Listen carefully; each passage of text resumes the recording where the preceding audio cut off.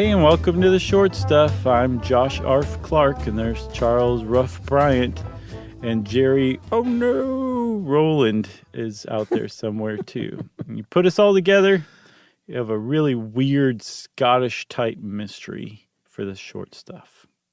That's right, the mystery of the Overton Bridge. That was great. You suddenly turned into like a character that the Scooby-Doo gang would meet toward the beginning of the episode who'd set everything up for them. You know, when we did our tour of Edinburgh, Embra. I met a dog there. I met a very kind lady on a walk through town, and she was walking her dog that looked sort of pit bullish. Mm-hmm. And she was just so friendly, and I love that accent, so I'll do anything to get them to talk to me. Mm-hmm. And so I engaged her and her dog, and I went, "Oh, what's the breed?" And she went, "Oh, just a wee Staffy." Staffordshire Terrier. That was great. I remember you telling that story because you were saying that you were missing your dogs because that was toward the end of that tour. Yeah, I had to get my fix. I remember hearing about that dog. But this dog did not leap to its death. No, which is good. Probably because it was nowhere near Dumbarton, Scotland. Or maybe Dumbarton? Let's go with Dumbarton. Probably Dumbarton. Not Dumbarton. Dumb American is more like it. Exactly. Dumbarton, Scotland. Yeah, that's way better. There is a bridge there, the Overton Bridge, like you were saying, and it's really beautiful. It's made of stone. It's nice. Very ornate. It's not the longest bridge you'll ever see. It's pretty short, actually, and it's fairly low. But it does cross a substantial gap, something like 12 meters or about 50 feet, drop into a ravine, a little stream with rocks and all sorts of stuff below it. So there's a good reason for that bridge. And it's also not the oldest bridge in the world. I think in the mid-19th century, it was built to connect this estate that had just been built there, Overton House, to the rest of the town. So it was a pretty useful bridge too, but it is now widely considered, a haunted, supernatural death bridge by the locals in Dumbarton. Yeah, and namely because of the weird thing that has happened dating back to the 1950s, at least as far as we know. Mm-hmm. There have been many cases, and we don't know how many. I've seen... there was a terrible website that said 600, but and I was going to read some of it actually, but then I felt bad because it was in very broken English. Okay, it was either a bot writing it or it was someone who doesn't speak good English. Well, we have a good 20 or 30 years before you need to empathize with bots. Okay, it was pretty funny though, but they reckoned about 600. Other people have said in the hundreds. Some people say fewer, but dogs leaping off of this bridge, evidently unleashed. I mean, yeah. It's a very easy way to stop this. I mean, that's kind of the elephant in the room. Right. But I guess, it's a quaint bridge, and it looks like a pretty lovely small town, so maybe people can just walk around with their dogs off leash. But these dogs leaping that 50 feet, and many of them dying, many of them suffering bad injuries. Mm-hmm. Supposedly one of them jumped from the bridge, survived, and ran up and jumped off again. Man. Which is just crazy. That second time's on the owner, if you ask me. Yeah. For jump sure. From bridge once, shame on you. Second time, shame on me, the dog owner. That's right. I saw in the New York Times article on this that they seem to think that there's at least 50 that have been definitely documented. So this isn't just like local legend. Like this is known to happen. This actually happens. These dogs are jumping to their deaths off of this bridge. And it's a really weird thing that no one has been able to explain, and we won't be able to explain it. But in 2010, the Dumbarton council, the town council, contacted an animal behaviorist named David Sands, and said, "Hey, can you come help figure this out? Because we're actually a fairly superstitious town, and right now the prevailing theory is that it's the White Lady of Overton, the ghost of the widow of the son of the guy who built Overton House, that's causing these dogs to jump. And it's giving the White Lady of Overton a bad name because why would she want to do that?" Yeah, why would she want to have all these dogs die by their own paw? I don't know. Maybe she just always thought dogs were just so stupid. So now in death, she's amusing herself by making them jump. All right, well, let's take a quick break here, and we'll Wait, come back no, and that talk was a about... terrible cliffhanger. Let's say something happy and positive instead. Rainbow bright. Okay. Go ahead. We'll be right back and talk about David Sands right after this.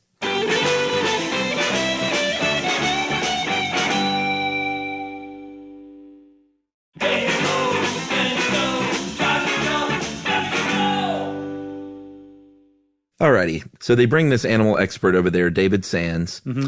He visits this bridge. I love how this article says he concluded first that the dogs weren't doing this on purpose. It's like, yeah, I think suicide is uniquely human, if I'm not mistaken. He earned his money right out of the gate. Someone will probably prove me wrong. There's probably some animal that does this, but certainly not dogs. Well, don't even bother writing in with lemmings, everybody, because we debunked that years ago. That's right. So he had a couple of things to say, one of which was that the way the bridge is built and the part of it has to do with the tapered edges of the bridge. Mm. Part of it has to do, apparently, I saw somewhere else, of the foliage around it creates a little bit of an optical illusion that looks like you may be able to just run right off this bridge onto ground. Mm-hmm. I was surprised when I looked at the bridge. I thought they were slipping through a trestle or something on ground level, but it's a wall. Like, they have to jump up and over this thing. Right. Which is totally on the owner. No, totally. It is like you said, like the dogs that are the victims of this are the same dogs that belong to people who like to show off how cool their dogs are, that they don't need to be on a leash, that kind of thing. Right. But the dogs like inevitably go up and like approach another dog or get too close to somebody who's scared of dogs. It never ends very well. But yeah, the dog does have to jump over this wall into a 50-foot drop below. Right. The second thing that he came up with was, he said, I think that it could be possibly just some of these smells down there driving these dogs crazy of these animals. He reckoned it was mink urine. I did see where one local hunter said, there's no mink around here. Oh, really? That's what one local hunter said. But then an official, like an animal, I don't know who the official body for animal, I don't know if it was rescue or just preservation or something. The SPCA. Oh, is it? Uh-huh. The Scottish SPCA.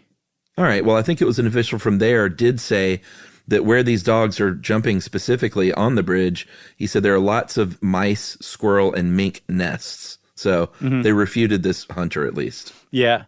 So I guess the theory from Sands, and Sands also points out that the dogs that are jumping are by and large dogs with long noses that are scenting dogs, hunting dogs, that they would be more prone to pick up on a bunch of scents or respond to a bunch of scents like mink, especially mink urine. And that combined with this potential optical illusion that there is flat ground right on the other side of this wall is what's causing these dogs to jump. That's probably what it is. Apparently they even did a little testing, and mink urine just makes these dogs crazy. So here's the thing, that would seem like the most logical, reasonable explanation. But then the next question you have is, why is it just this one bridge? Why is that not a thing all over Scotland or all over the world, wherever there's mink or there's, whatever kind of animal is going to set off a certain kind of dog? Like, what is it about this one bridge? That kind of it doesn't fully dismiss Sands' theory.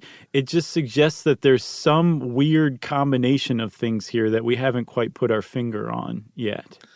Yeah, totally. You did mention the White Lady of Overton haunting the place. Mm-hmm. There is also another kind of story/theory that in 1994 there was a man, and this is just terrible. Mm-hmm. A 32-year-old father threw his baby off of this bridge because he thought his baby was the Antichrist. Right.